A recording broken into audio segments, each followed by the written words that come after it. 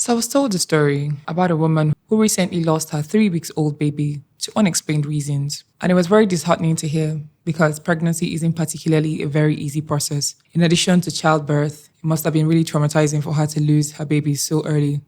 And that's what brings me to today's topic.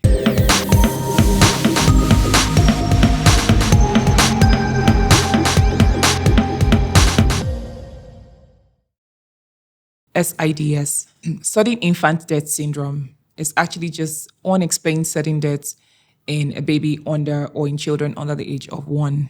Now, in some parts of the world where they have very strong religious beliefs, most cases of SIDS could or would be attributed to spiritual causes. While those things occur and cannot be trampled on, in medicine we also have a lot of theories and hypotheses. One of those theories is that there are factors that actually increases the chances of sudden death in an infant. One of those factors is being born prematurely or being born with a brain defect. In some of these children, there is a possibility that the parts of the brain that regulate breathing and waking is not fully developed. Another factor is exposure to secondhand smoke.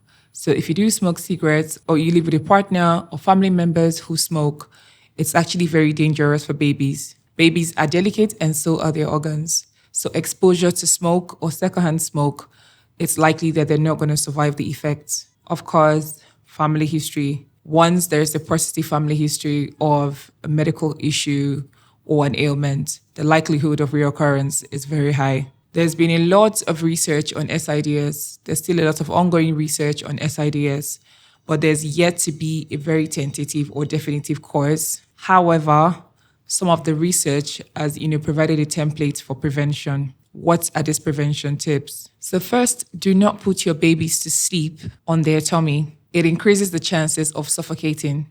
It is advisable to put them to sleep on their back. If you do have to put them to sleep on their tummies or on their side, please do it supervised, especially in the early stages of their development, at least until they're able to roll from side to side. Do not cover their heads when they sleep. I know some people or some mothers are very fretty about very cold weather, so they tend to make the room unnecessarily hot. That's also not advisable. And most importantly, please resist the urge to sleep with your babies glued to you. This is a very controversial area because most people say co-sleeping or bed sharing helps the child emotionally or helps the mother and child to bond emotionally. So a lot of people are for it and some people are against it. However, bed sharing, whether with the parent or with a sibling, has a risk of overlying because you're sleeping in very close proximity to the child.